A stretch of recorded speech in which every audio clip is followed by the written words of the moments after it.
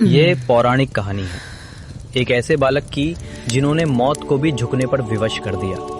भक्ति की शक्ति के आगे मृत्यु के देवता को नतमस्तक होना पड़ा। जानिए कैसे 16 वर्ष की आयु प्राप्त बालक बना अमरता का प्रतीक। महर्षि मार्कंडेय।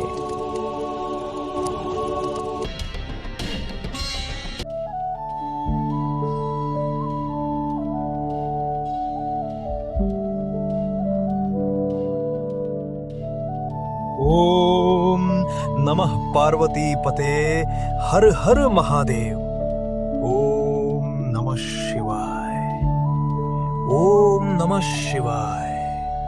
ओम नमः शिवाय। ओम नमः शिवाय। ओम नमः शिवाय।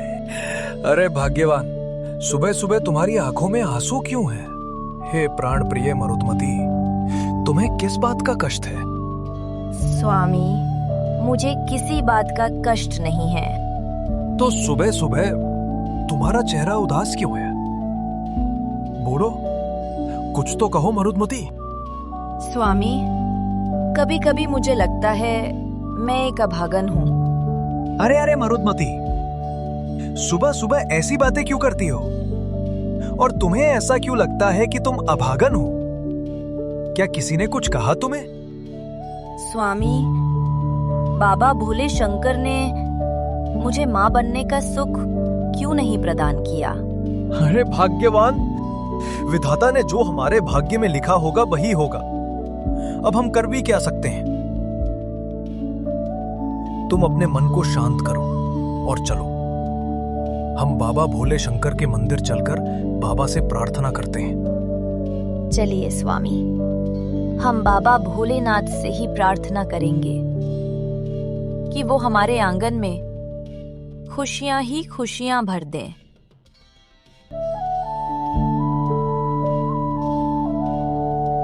ओम नमः शिवाय। ओम नमः शिवाय। ओम नमः ओम नमः शिवाय। ओम ओम नमः शिवाय। ओम नमः ओम नमः शिवाय। ओम नमः ओम नमः शिवाय। ओम नमः शिवाय। ओम नमः शिवाय। ओम नमः शिवाय। ओम नमः शिवाय। हे प्रभु भोलेनाथ, हे सृष्टि के पालनहार, आपका दिया हुआ जीवन में सब कुछ है प्रभु। बस एक पुत्र की कामना लेकर मैं आपकी शरण में आई हूँ। बाबा, मुझ दुखियारी पर कृपा करो। महादेव कृपा करो। महादेव कृपा करो। प्रभु, मैं आपके चरणों में उपस्थित हूँ। मेरा हृदय भय और निराशा से भरा है। कृपा करें महादेव, मेरे मार्ग को प्रकाश दे। अरे पुत्र मृकंडू, मुझे तुम्हारा भविष्य उज्जवल दिखाई दे रहा है। तुम निराश मत हो, तेरे कर्म ही तेरा यश बनेंगे। तेरे नाम से युगों युगों तक भक्ति की ज्योति जलती रहेगी। पर कैसे महात्मा? मुझे तो कोई संतान भी नहीं है। जीवन सूना प्रतीत होता है। अब तो आप ही मार्गदर्शन कीजिए। तो सुनो पुत्र मृकंडू, तुम्हें जंगल के उस पुराने मंदिर में जाकर बाबा भोलेनाथ की तपस्या करनी होगी। मन, वचन और कर्म से अपनी भक्ति अर्पित करना। सच्चे हृदय से जप करना। ओम नमः शिवाय। ओम नमः शिवाय। जब तुम्हारा तप पूर्ण होगा, तब भोलेनाथ स्वयं प्रकट होकर तुम्हें वरदान देंगे। महात्मा, मार्गदर्शन करने के लिए आपका बहुत बहुत धन्यवाद। आपके शब्दों ने मेरे हृदय में नया विश्वास जगा दिया है।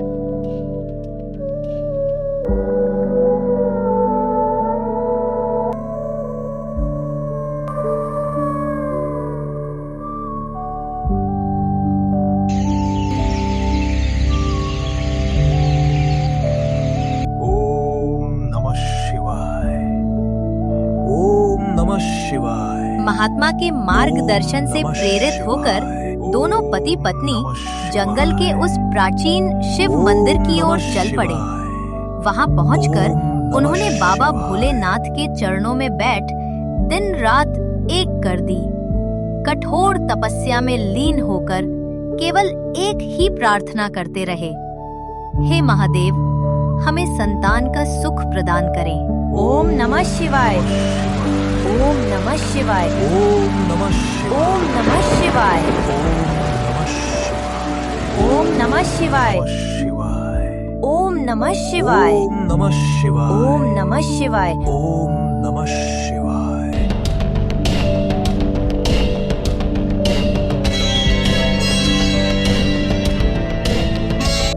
उठो भक्तराज मृकंडू, उठो देवी मरुदमती। मैं तुम्हारी तपस्या और अटूट भक्ति से अत्यंत प्रसन्न हूं। मांगो, क्या वर चाहिए तुम्हें? स्वामी, स्वामी देखो, देखो उधर। क्या मैं सही देख रही हूँ? वो तो साक्षात बाबा भोलेनाथ हैं। त्रिशूल हाथ में, गले में नाग, नेत्रों से प्रकाश निकल रहा है। देवी, देवी मरुदमती, क्या ये सचमुच महादेव है या हम कोई सपना देख रहे हैं? नहीं स्वामी, ये सपना नहीं, ये तो हमारी तपस्या का प्रत्यक्ष फल है। साक्षात स्वयं महादेव हमारे सामने प्रकट हुए हैं।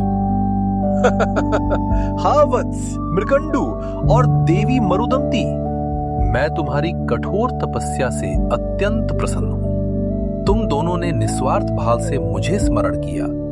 भक्ति की ऐसी ज्योति बहुत दुर्लभ होती है, इसलिए आज मैं स्वयं प्रकट हुआ हूँ तुम्हें वरदान देने के लिए। मांगो वत्स, मांगो देवी, क्या वर चाहिए तुम्हें? हे प्रभु, हे देवादिदेव महादेव, आप सर्वज्ञ हैं।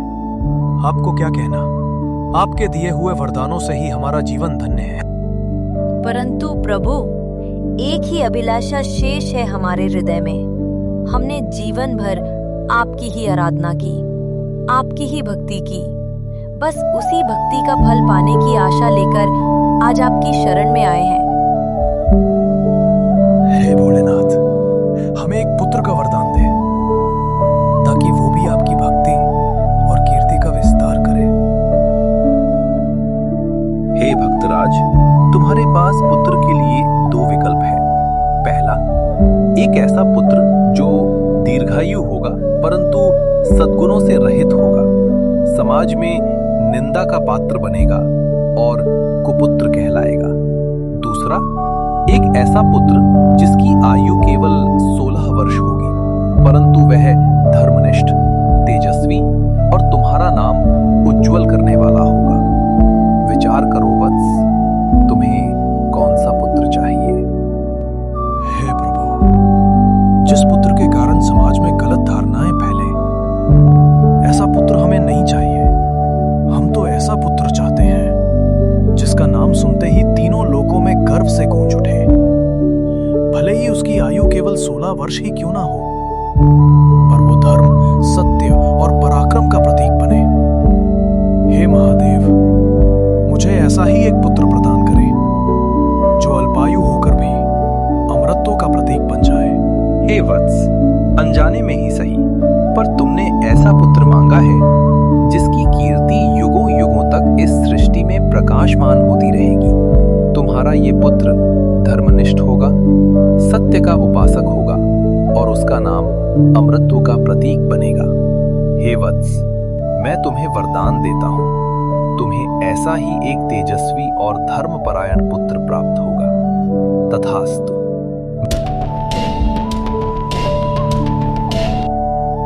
महादेव से वरदान प्राप्त कर भक्तराज मृकंडू और देवी मरुदमती प्रसन्न मन से अपने आश्रम लौट आते हैं।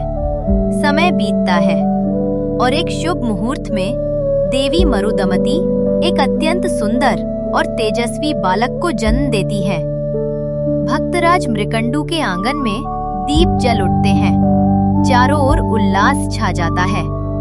गांव के लोग शुभकामनाएं देने आते हैं। हर दिशा से मंगल ध्वनियां गूंज उठती हैं।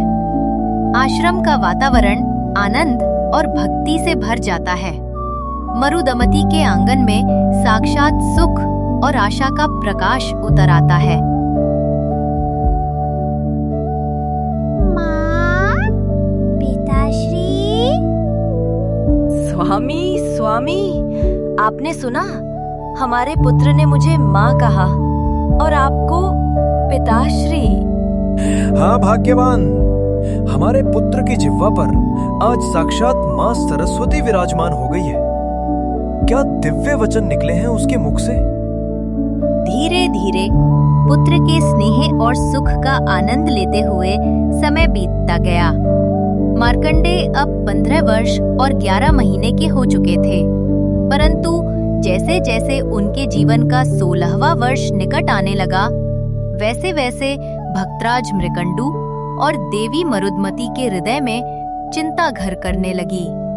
उन्हें याद आने लगा वो वरदान जिसमें उनके पुत्र की आयु मात्र 16 वर्ष बताई गई थी। स्वामी, वरदान के अनुसार हमारे पुत्र की आयु में अब केवल 1 महीना शेष रह गया है। क्या वो वरदान सच होगा?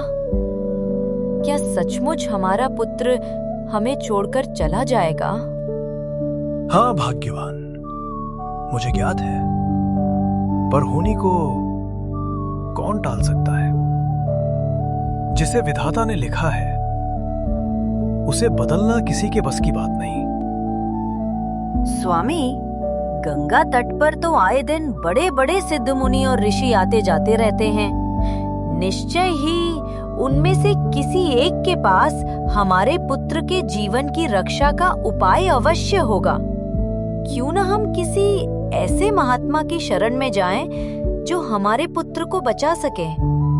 तुम सही कह रही हो, चलो चलते हैं। पुत्र मार्कंडे। राम श्री राम, मैं तो राम ही राम पुकारूं। राम श्री राम, मैं तो राम ही राम पुकारूं।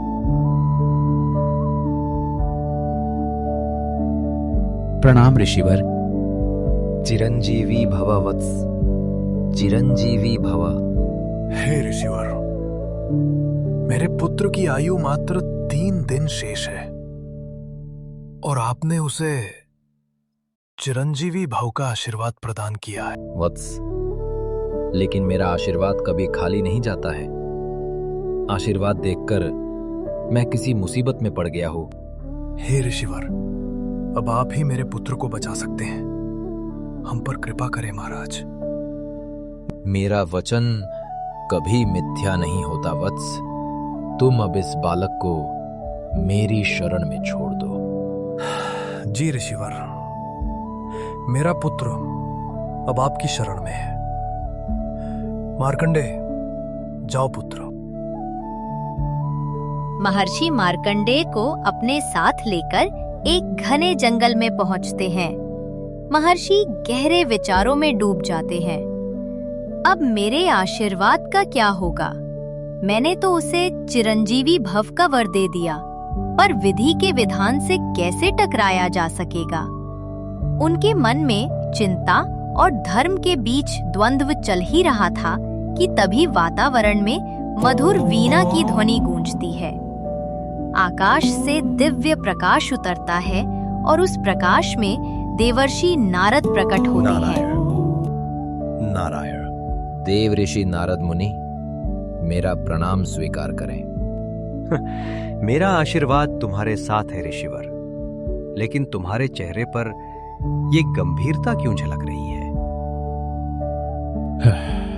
देव ऋषि, आपके पीछे जो ये बालक खड़ा है उसकी आयु में अब मात्र 2 दिन शेष हैं और मैं इसे चिरंजीवी होने का आशीर्वाद पहले ही दे चुका हूं। अब बताइए देव ऋषि, मैं इसके प्राणों की रक्षा कैसे करूं? ये तो अत्यंत गंभीर समस्या है ऋषिवर। इसका तो एक ही समाधान है, स्वयं परम पिता परमेश्वर ब्रह्मा जी। हे देवर्षि, चलिए अब हम स्वयं परम पिता ब्रह्मा जी के पास चलते हैं। शायद वही इस रहस्य का समाधान बता सके।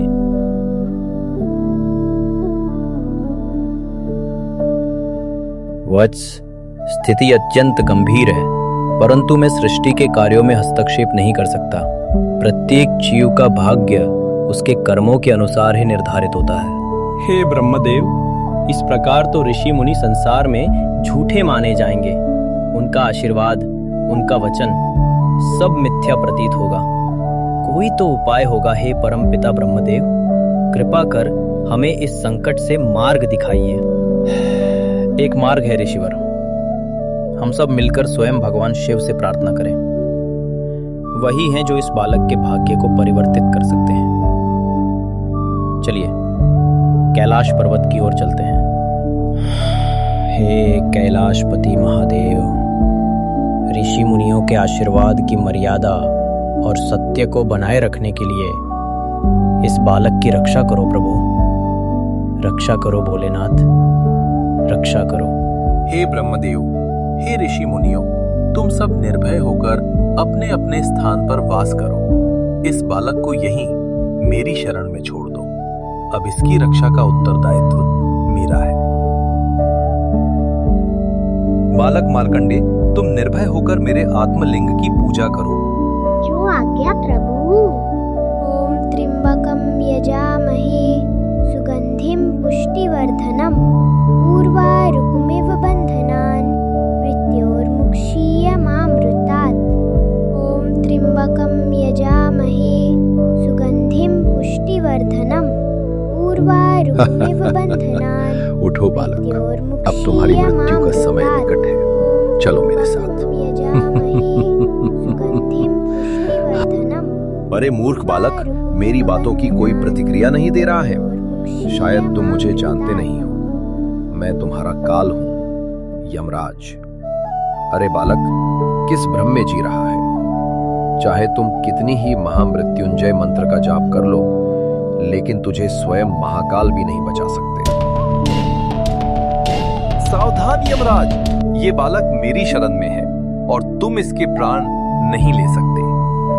हे महादेव, क्षमा चाहता हूं, परंतु मैं अपने नियमों में बंधा हुआ हूं। मैं तो सृष्टि में वही कार्य कर रहा हूं जो आपने स्वयं मुझे सौंपा है प्रभु।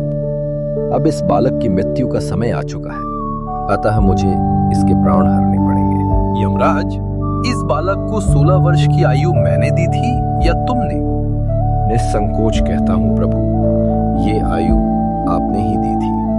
तो फिर सुनो यमराज, जब सृष्टि का 10 बार विनाश हो जाता है और 10 बार ब्रह्मा बदल जाते हैं, तब जाकर मेरा एक दिन बनता है। इस हिसाब से तुम इसकी उम्र 16 वर्ष करो और फिर इसके प्राण हर लेना। हे देवादिदेव महादेव, जब आपका एक दिन ही 10 ब्रह्माओं के परिवर्तन से बनता है, तो यमराज कितनी बार बदलते होंगे। हे नाथ, मुझे क्षमा करें, मैं आपकी दी हुई आयु की गणना नहीं कर सकता। आपका काल, आपका समय सब मेरी सीमा से परे है। महादेव की आंखों में करुणा झलकती है। यमराज, ये बालक अब कालातीत है। जिसे मैं अपनी शरण में ले लूं, उस पर मृत्यु का अधिकार नहीं होता। अब लौट जाओ। ये बालक मेरे वरदान से चिरंजीवी होगा। पुत्र मार्कंडे, अब तुम अमर हो और तुम भविष्य में महर्षि मार्कंडे के नाम से जान जाओगे।